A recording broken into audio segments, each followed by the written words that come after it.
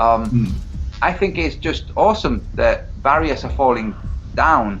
And whereas people will say, and it's true, that there is a certain element of ethnic cleansing in the West with so many ancient Asian people moving here, it's like, hold on a second. The segregation of the species wasn't such a good thing. If you think that the West should be white, then let's follow that thought and find its logical conclusion. You arrive at racism. That's what you do. You say, all people non-white, out. Well, first of all, if all people non-white left and all the white people who were in non-white countries came back, we'd be more overcrowded. So, you know, we have to think of what's happening in the world, and the people who are arranging immigration and stuff like this, if we think they're all Luciferians and want to eat babies, then that's all we're going to see. We're going to see negative moves. But if we think that some of them are thinking, right, we have a problem with racism where some humans will attack other humans merely because they look different, how do we fix this? Because the ignorant humans aren't going to fix it. The ignorant racists are going to say, I'm going to start teaching my kid not to use this language. So instead, the real psyops on this world, which is government, says, well, we will do this.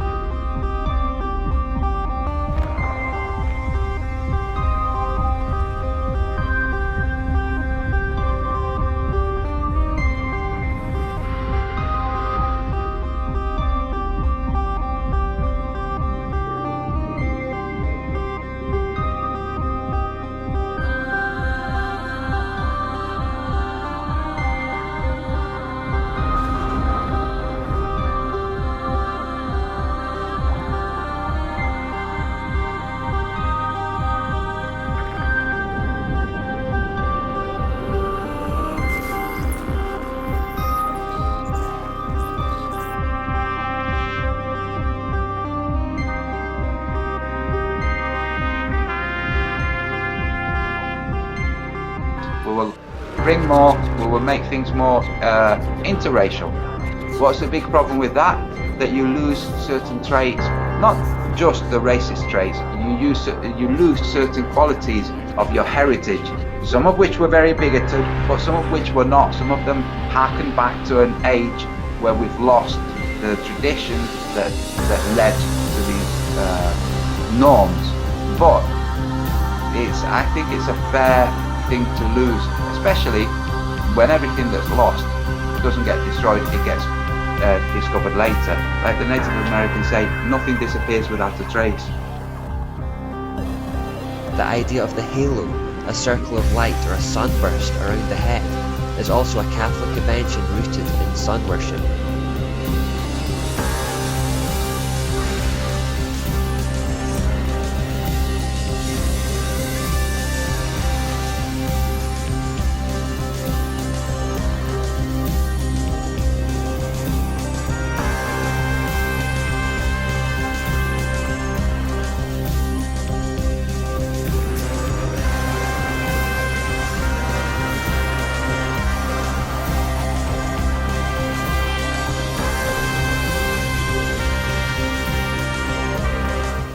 The founder of the Jesuits was a man called Don Inigo Lopez, who was born into an extremely wealthy family in the Basque region of Spain in 1491.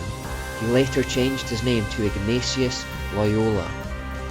As a young man, Loyola was said by police records to be proud, violent, vindictive and dangerous. His great life's ambition was to become a powerful military commander, which was going well until one particular battle where a cannonball broke one of his legs and heavily wounded the other. This event effectively ended his military ambitions. He was removed from the field of battle, underwent numerous painful surgical operations, and spent a long time in recovery. During this period, Loyola had a nervous breakdown as he struggled to come to terms with the end of his army career and the end of his life's ambition. In this fragile mental state, as he lay there with little else to occupy his mind, he began reading a number of fanciful religious texts about the works of the Catholic saints. Particularly inspired by the life of St. Francis of Assisi, he set out to emulate his deeds and those of others like him. He began to envision Jesus as a type of great military commander, and thought that although his physical army career was over, he could instead become a kind of general in Jesus' army instead, the goal of which would be to capture the world. Now as a cripple, he made his way across Spain to the mountains of Montserrat, where there was a Benedictine monastery. Within this monastery was a sacred goddess idol called the Black Virgin of Montserrat, which he stood before in vigil for 3 days. There he committed himself and his work to her. By doing so, he committed himself to the demonic goddess Asherah.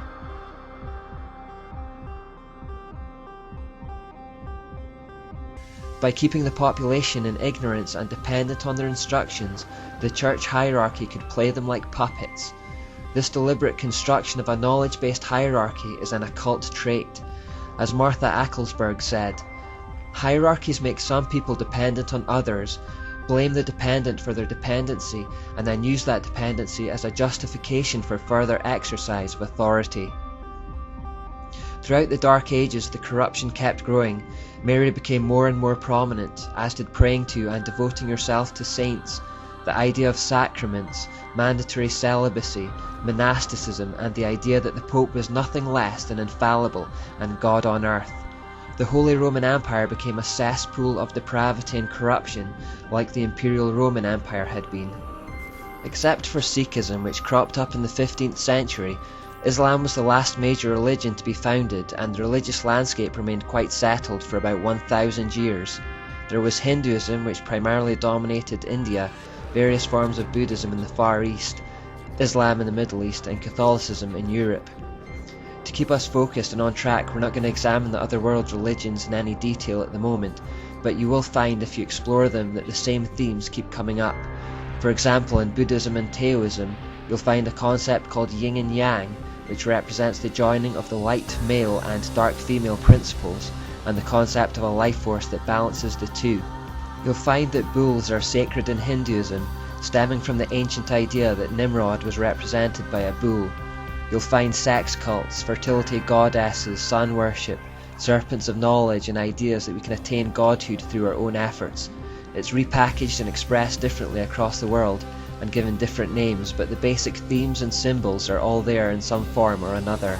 It's all coming from ancient Babylon. It's probably worth noting that Eastern forms of the mysteries are actually becoming very popular in our culture right now, and are ensnaring even Christians. Although the filtering of Eastern paganism into Britain could be traced at least as far back as the East Indian Trading Company in the 17th and 18th centuries, the real explosion came when the Beatles went to India in the 1960s, and suddenly Eastern mysticism became extremely fashionable.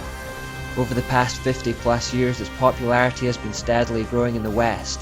Today, for example, we have yoga, Reiki, Zen Buddhism, acupuncture, martial arts, meditation, and Feng Shui, to name just a few of the occult philosophies that grew out of Babylonian mysteries in the East, and which have now been transported to us in the West. Everything they do, everything they promote, flows out of that spirituality. If we look at the UN, do we therefore see the giveaway symbols, ideas, and terminology that has characterized the mysteries throughout history? Do we see evidence of the hidden hand that has guided those mysteries from the beginning of time? Well, if we take a look at the UN logo here, I think we will. You will notice that this is a circle within a crescent, which is the ancient symbol of the joining of sun and crescent moon. Here's an ancient Hittite stone in which we can see virtually the same symbol, with the laurel wreath and the crescent moon beneath it. In Greece, a laurel wreath around someone's head depicted a deity, kind of like how Catholics put halos around heads in their pictures to depict a holy person. So in the Olympic Games, for example, which was born in Greece, when you see athletes having laurel wreaths placed on their heads on the podium, this signifies that they have become immortal in their victory, as gods. Julius Caesar also picked up on this idea and wore a laurel wreath around his head. So the laurel wreath around the planet may also have a pantheistic element of deifying the earth. Now let's take a look at one of the apps or NGOs the UN set up for spirituality, the Temple of Understanding.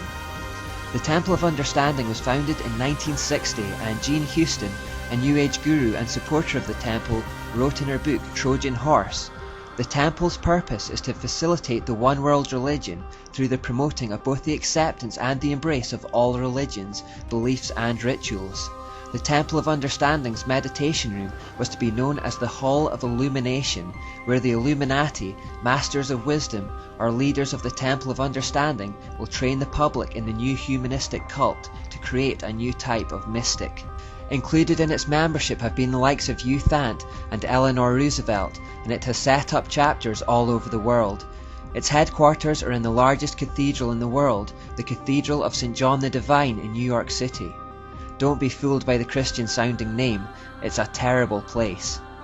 Its building was partly funded by the Grand Master of the Masons of New York and featured on the front page of the Masonic World magazine in 1925. Amongst other things, it is notorious for displaying a female Christ figure and was one of the first to promote the ordination of homosexual clergy in the 1970s. It is a stronghold for several other occult organizations and New Age philosophies.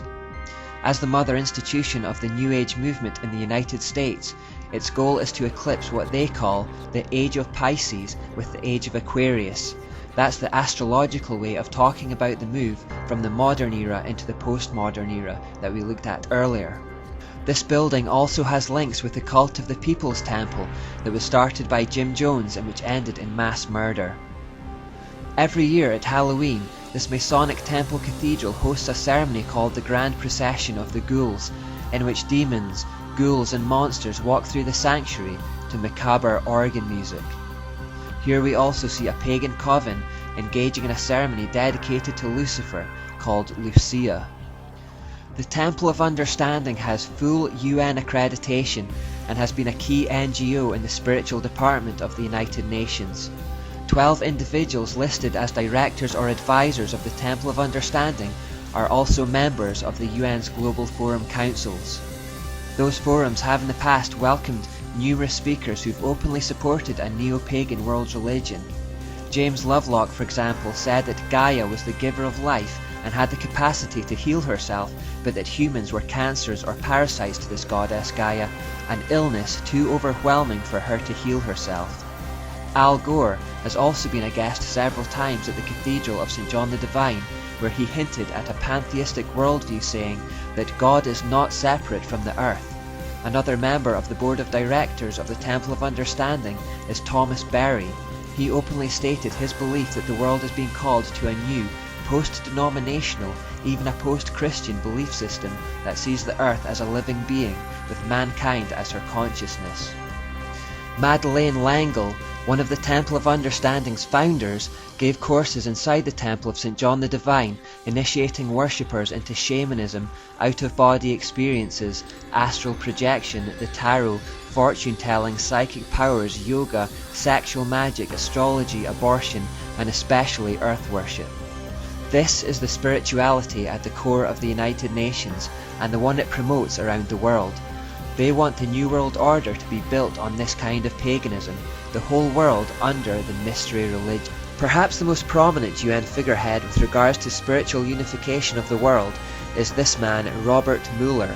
He died in 2010, but was Under Secretary General of the UN for 40 years, and he is revered within the UN as the philosopher or prophet of hope of the United Nations. His spiritual viewpoints were quite clear. He said, "We must move as quickly as possible to a one-world government, a one-world religion, under a one-world leader." He believed that peace for this one-world order rested primarily on religion, saying, "Peace will be impossible without the taming of fundamentalism through a united religions that professes faithfulness only to the global spirituality and to the health of this planet." He also said, "My great personal dream is to get a tremendous alliance between all the major religions and the UN." Because he held one of the top jobs in the UN for 40 years, he obviously had huge influence on the goals of the organisation, but the problem goes much further than that, because as well as being the driving force behind the spirituality of the UN, he also created something called the World Core Curriculum, which, as the name suggests, is intended to be an education program or framework for the entire world. He is therefore also known throughout the world as the father of global education. Not only this, but he actually established specialist Robert Mueller schools where his educational ideas could be taught in their purest form. There are over 30 in existence, and more are being established each year. The World Core Curriculum earned him the UNESCO Peace Education Prize in 1989.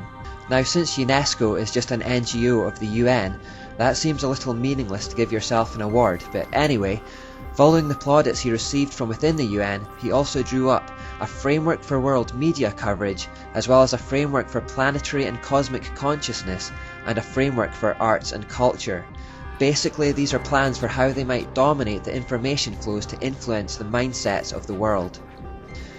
My focus is the World Core Curriculum because the idea was that the UN issues this document to the nations, who then use it as the framework for their own regional school curriculums. By this method, all the schools around the world would start teaching their kids the same ideas about life. The coming generations would then have the same worldview and the same attitudes for the New World Order. Robert Mueller said of it that we must steer our children toward global citizenship, earth-centered beliefs, socialist values, and the collective mindset which is becoming a requirement for the 21st century workforce. He went on to say, "A World Core Curriculum might seem utopian today. By the end of the year 2000, it will be a down-to-earth daily reality in all the schools of the world." Now, he was a little ambitious with the timescale, but the determination to see it happen hasn't gone away. Here in Scotland, a new curriculum has just been introduced called the Curriculum for Excellence, and although it has been heavily criticised by parents and by teachers alike, it openly bases itself on UN frameworks, and one of its key components is preparing children for global citizenship, and it uses phrases like the child's well-being and well-becoming. Most people wouldn't pick up on that, but we know from the evolution part that the word becoming is an occult term for the evolution towards godhood. So if this World Core Curriculum is to be the source for national curriculums around the world that will be taught to coming generations of children, we need to find out what's in it. Robert Mueller wrote in the World Core Curriculum notes that the underlying philosophy upon which the Robert Mueller School is based will be found in the teachings set forth in the books of Alice A. Bailey.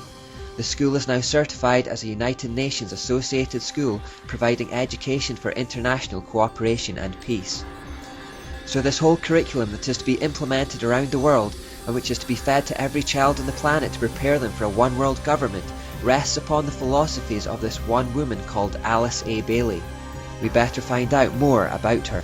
Initially she just referred to the being as the Tibetan, or by the initials DK. Later she called it Jwal Khul. She showed the same kind of mental disturbance that we've seen in other occultists in the past. As a child, Bailey was deeply unhappy and attempted suicide on 3 occasions, once when she was 5, then when she was 11, and the third time at an unspecified time before the age of 15. It was after this third attempt, aged 15, on June the 30th, 1895, that she was apparently visited by a stranger who told her that she needed to develop self-control in preparation for certain work that was planned for her to do.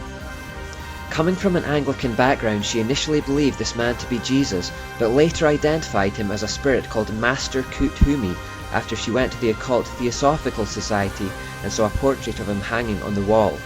Theosophists believed that this spirit had previous incarnations and that one of them was Pythagoras, who you might remember was an influence on Plato, and also St. Francis of Assisi, amongst others. As a result of this, St. Francis of Assisi has been named the patron saint of the United Nations. You may also remember that St. Francis of Assisi was one of the main inspirations for Ignatius Loyola. On top of this, it's also on St. Francis Day that thousands flocked to the Cathedral of St. John the Divine in New York City for the mocking Blessing of the Beast ceremony. You may also remember that the UN chose San Francisco, which is Spanish for St. Francis, as the location for the first UN meeting and charter signing. Plus, the town of San Francisco is known for being especially liberal and permissive. I haven't done any research into St. Francis, so I don't know why he keeps popping up, and why he holds such a special place in the hearts of occultists, but there is clearly some reason for these links. Because Alice Bailey initially thought this demonic spirit was Jesus, we see once again the ability of Satan to disguise himself as an angel of light. In earlier life, Bailey was married to an Episcopalian minister, but after it failed, she severed ties with her Christian heritage altogether and remarried a 32nd degree Freemason, Foster Bailey. Together they founded the esoteric magazine The Beacon and started a company called the Lucifer Trust. This organization was created to manage the business of publishing her 25 demonically channeled books. They later changed its name to the Lucis Trust to hide its true meaning. This Lucis Trust is today another key NGO for the United Nations. As a subsidiary to the Lucis Trust, they also created the World Goodwill Organization to help mobilize the energy of goodwill to cooperate in the work of preparation for the reappearance of the Christ, to educate public opinion on the causes of the major world problems, and to help create the thought form of the solutions. She also used the Lucis Trust to found something called the Arcane School, which gives a series of courses on her views on karma, reincarnation, and the divine nature of man. The school uses typical hierarchical degrees of esoteric knowledge. As is to be expected of anyone driven by the hidden hand of Satan, she also had the telltale hatred for the Jewish people, referring to them as the Jewish problem. Now from that background you can probably tell that her teaching's not going to be good, but here are some quotes. She wrote, "I dedicate myself anew to the service of the coming one, and will do all I can to prepare men's minds and hearts for that event. I have no other life intention." Now when occultists talk about a coming one, or even use the term Christ or cosmic Christ, they are not referring to Jesus, who in their inverted version of events is the evil one. To them, the Christ is in fact Lucifer, the Antichrist. This is the one for whom they wait, and the one who they are preparing the world to receive. Indeed, she clarifies this when she writes, "The Tibetan has asked me to make clear that when he is speaking of the Christ, he is referring to his official name as head of the hierarchy. The Christ works for all men irrespective of their faith. He does not belong to the Christian world any more than to the Buddhist or Mohammedan or any other faith. There is no need for any man to join the Christian church in order to be affiliated with Christ. The requirements are to love your fellow men, lead a disciplined life, recognize the divinity in all faiths and all beings, and rule your daily life with love." So here we see her demonic spirit guide telling her to promote the idea that all faiths are equal and there is no single faith that is exclusively true. These are the ideas that are built into Robert Muller's World Core curriculum. Alice A. Bailey wrote that when their Antichrist comes, first of all, he will come to a world which is essentially one world. So they believe that they have to create this one world order in order to prepare the way for their Antichrist. That's what the UN are doing. Bailey goes on to say, "The major effect of his appearance will surely be to demonstrate in every land the effects of a spirit of inclusiveness, an inclusiveness which will be channeled or expressed through him. All who seek right human relations will be gathered automatically to him, whether they are in one of the great world religions or not. She then goes on to say, all who see no true or basic difference between religion and religion, or between man and man or nation and nation, will rally round him. Those who embody the spirit of exclusiveness and separateness will stand automatically and equally revealed, and all men will know them for what they are. So the Antichrist will have all the world's religions rallying round him and finding in him their shared Babylonian origins, which will unite them all. But yet she talks distastefully about another group of people at this time, who will be exclusive and separated from the group. Who will these people be? The ones that don't conform. Those of the Judeo-Christian heritage, of course. We who adhere to the only faith that is genuinely different and which isn't rooted in Babylon. As you might imagine, we who are seen to be opposing this world peace and not joining in the unity will be seen as hateful and intolerant. We therefore will be hated and despised and persecuted for not conforming to the crowd. This spirit of inclusiveness, as she calls it, is already on show in the world today, but it will grow stronger. As the world pulls together in a one-world system, Christians who are brave enough not to conform will increasingly be isolated and separated. Bailey herself confirmed that all religions emanate from the same spiritual source, and that one day everyone would come to realize this. As they do so, she predicted that the world would see the emergence of a universal world religion and new world order. She said that this was no distant dream, but was actually happening even in her own time. She wrote, "There will not be any dissociation between the universal church, the sacred lodge of all true Masons, and the inner circles of the esoteric societies. In this way the goals and work of the United Nations shall be solidified, and a new Church of God, led by all the religions and by all the spiritual groups, shall put an end to the great heresy of separateness." All forms of Freemasonry and all the false religions and philosophies of the world that have their roots in Babylon will one day come together under a single banner. This is the essence of postmodernism. People are moving away from outright atheism and returning to ancient religion.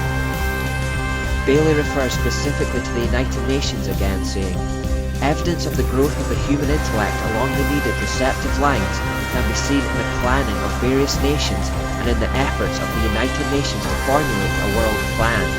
From the very start of this unfoldment, three occult factors have governed the development of all these plans." Bailey doesn't reveal what these three occult factors are, but the main point is that she is explicitly revealing the occult nature of the UN and their plans to implement a one-world religious system. She again goes on to say, "Within the United Nations is the German seed of a great international and meditating, reflective group, a group of thinking and informed men and women in whose hands lie the destiny of humanity. This is largely under the control of many fourth-rate disciples, if you could but realize it, and their point of meditative focus is the intuitional or Buddhic plane, the plane upon which the hierarchical activity is today to be found." Again, I don't know too much about this astrological system of which she speaks, and I don't think we need to go too much into it, but it's interesting that this fourth-rate discipline has the name Harmony Through Conflict, and is connected with the moon. So she's basically referring to the Hegelian principle and Ashura. And because we've always looked at the sun and moon in tandem, the sun in this astrological system of Bailey's apparently belongs to the second ray, which represents seeing beyond differences into unifying principles. Again, a feature of our time. Remember, Robert Mueller said that the basis of his educational ideas came from Alice A. Bailey. These are the ideas that the UN gave him an award for, and these are the ideas that the UN wants to be filtered into every school around the world so that coming generations of children will grow up with this mindset.